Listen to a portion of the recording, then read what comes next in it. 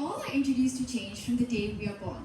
However, individuals respond to change differently. Some people are intimidated by it. Others attempt to build and strengthen their system towards it. And then there are some others who accept and welcome it with positivity. My grandfather and father fall into the third category of these individuals. They accepted and welcomed their change with open arms, and that set me rethinking my attitudes and perceptions towards change. Everyone's change and reaction to change is different. Change as I see it can be choreographed, something that we feel a need or a want to change in our life, which we put into action. Or change can be unexpected. My grandparents coming to visit, their decision to go back after 3 months, and the checkup my grandfather decided to have due to bladder issues he was facing are some examples of planned change. A checkup to avoid any cause for concern, from which we hoped as always that the results would come back promising, is what turned out to be the absolute opposite. The diagnosis of stage 4 cancer of the bladder. An absolute bolt out of the blue. Not stage 1, not stage 2, not stage 3, but stage 4, the highest and most critical phase of cancer. This was our unplanned change. What do most people think when we first hear the word cancer? It evokes a sense of fear from the conventional view of cancer as vicious, unpredictable, and an indestructible enemy. It creates a sense of loss, a sense of sadness. It's considered to be the end and expiration date. And we most definitely think, why me? But my grandfather said, why not me? For the family, the diagnosis seemed like a full stop. But to him, it was just a comma. Without a doubt, hearing it would have made him feel empty, confused, and terrible. But in that moment, he had a decision to make. Either he could view this abyss as his grave, or a land yet discovered, and he chose the latter. Throughout his journey, I've learned about a few important attributes related to change, and they continue to help me confront difficult decisions and relook the way that I approach my life. The first being acceptance. From day one, my grandfather not only accepted but embraced the reality of his diagnosis. It was a fact that he had to confront and overcome, and it definitely did hit him very hard. But what was harder was to pick himself up, adapt to the changes brought about by the diagnosis, and move forward. The treatment the doctor had suggested was a 6 to 7 hour long surgery of the removal of the bladder. Now, the removal of the organ was a whole other change, but his history of a heart attack and a bypass were a further cause for concern. Would his heart be able to withstand such a complicated surgery? There were no guarantees, and the path to recovery was uncertain. Nevertheless, he decided to go ahead with it, bringing me to the second attribute that comes with change: faith.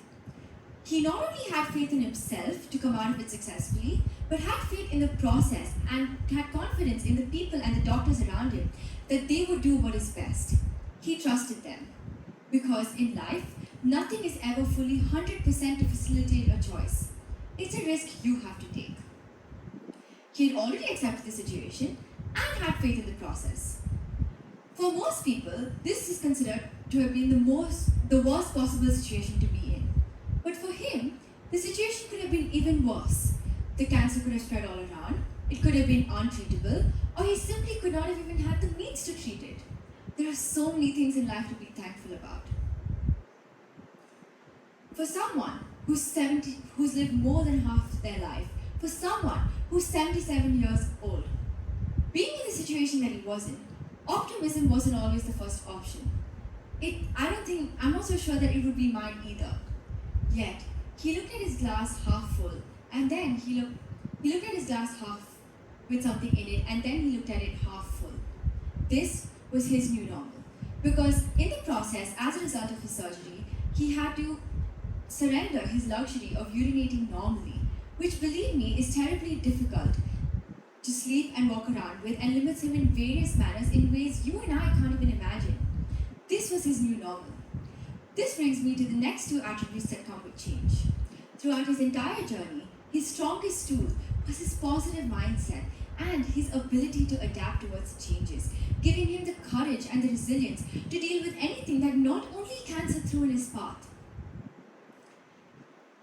He believed and he told himself, I will be completely fine. In fact, he told all of us that he believed that he was absolutely okay in that moment because he refused to feel sorry for himself.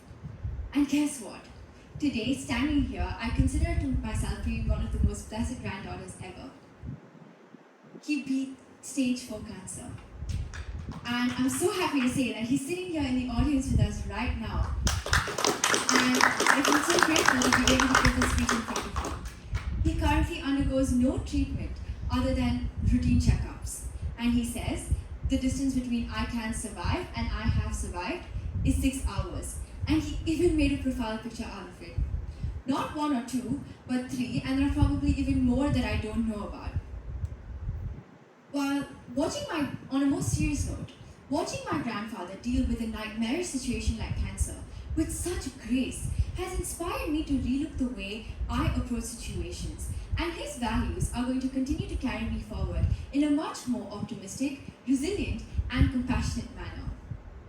While the degree of change in everyone's life undeniably varies, the one thing that binds everyone's change together is the values that we seek when combating that change. And honestly speaking, standing here right now makes me reflect upon my life and recall one of the incidents that left a lasting impact on me. It was actually from a recent shadowing opportunity that I took up with a doctor who is in a private practice. From the first day, I was greeted with warmth and made to feel welcome. And amidst all my nerves and excitement, I encountered a very valuable lesson on the very first day. While I had put in tremendous effort into choosing what I thought was a suitable clothing choice, Adidas sneakers, a normal colored top, jeans, and the scrub top they had provided, I was scolded for my clothing choice.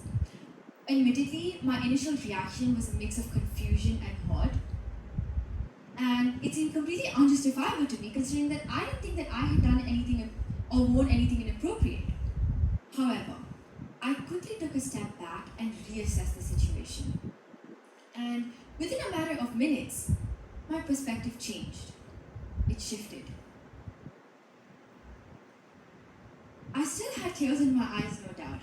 But beyond that initial sting of criticism, I realized that there was a genuine care and concern behind the doctor's words, because he was foreseeing any potential challenges and wanted to ensure that I presented myself in the most professional manner possible. And instead of allowing myself to be disheartened, I chose to use this experience as an opportunity for growth. I appreciated his honesty and his underlying intention to guide me, because it taught me the importance of adapting and having resilience. And with a newfound determination, I returned to work the next day after making the necessary changes, ready to fully integrate myself into the team. So while my situation and the changes that I had to make may not have been as drastic as my grandfather's, the principles that I adopted remain the same. No matter the century, my grandfather has always evolved with it. He has always been aware of change and has never once shunned away from it.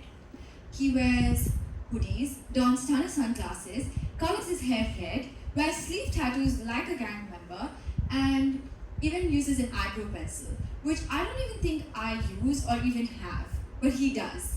And he encourages me to do things that my father discourages. But one of the things that my grandfather and father do have in common, that they do agree on, is the way that they approach the difficulty that approaches them. And one of these ways involves the first attribute of taking action. One day, about 4 years ago, my father faced a terrible sharp shooting pain on the left side of his back.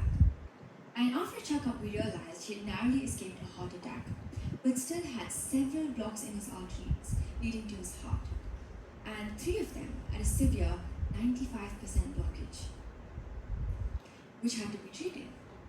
Within the next 24 hours, my parents were 2,138 miles away from me. I was too young that I didn't understand what exactly was happening. The extremity of the situation didn't sink in, but I knew something wasn't okay. After the stenting surgery, during the recovery and resting period, the doctor had advised him to follow a strict diet. because coupled with this heart disease was 14 long years of diabetes for which he was on heavy medication. I would like all of you in the audience to take a second and think of the first food item that comes into your mind.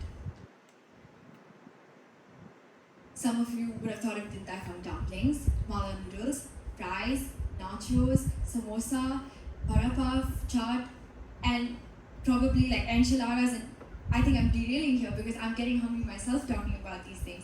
My mouth itself is watering, and I hope yours are too. But you know what, standing here right now, I think my father's would be as well, because he's a huge foodie. But he's left with the sad reality and the minimal choice of bland vegetables. And he's been maintaining this diet and following it strictly to the T. And what you'd be surprised to know is that what he could not do in 14 years, he did in 6 months. He reversed his diabetes with a simple change in lifestyle. Taking action and pursuing something does not always have to be something big, does not always have to be some mammoth triumph. It could be small as well.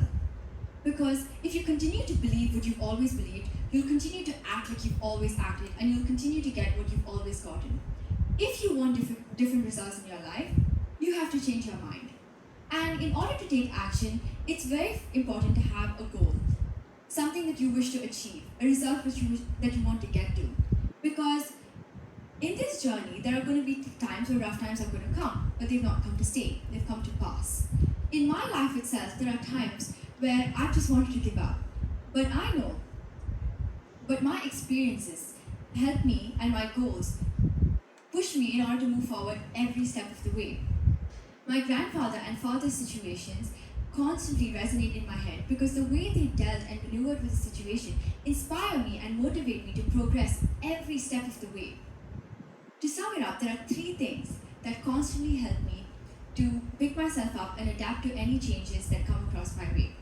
My goals, my personal experiences, and something Kobe Bryant once said. Those times where you get up early and you work hard. Those times where you stay up late and you work hard. Those times when you're too tired and you don't want to push yourself but you do it anyway. That is actually the dream. It's not the destination, it's the journey. And if you can understand that, then what you'll see happening is that you want to accomplish your dreams won't come true, something greater will. Mamba out. I realized that a lot of the times we focus on the game being played and not the mindset that was and still is implemented in order to reach and maintain that goal or that stage. Where would courage, learning, reward be if success was certain and there was no challenge? But the truest failure is shrinking away from life's challenges, bringing me to the 6th attribute of change, making an effort. Because in this journey of life, unchosen suffering is bound to happen. But how you deal with that unchosen suffering can be made through your choices. You can elect to put yourself in a position to become a stronger alloy of whatever the metal is that you're made out of. By purposefully choosing difficult things, you will armor yourself against that situation. Change is embracing the unknown. It can be daunting, but it is the only constant. Everyone's change is different, be it fluctuating grades, location, a fallout in a relationship, or even a diagnosed health condition. How you cope with that change comes with your mindset. We can either use the gift that we are born with to carve one of the most beautiful journeys and learnings in life possible, or run away from that change. I truly believe that a change-oriented mindset gives you a more hopeful outlook. A belief that you can do it means that you will do it. Mind over matter. Thank you.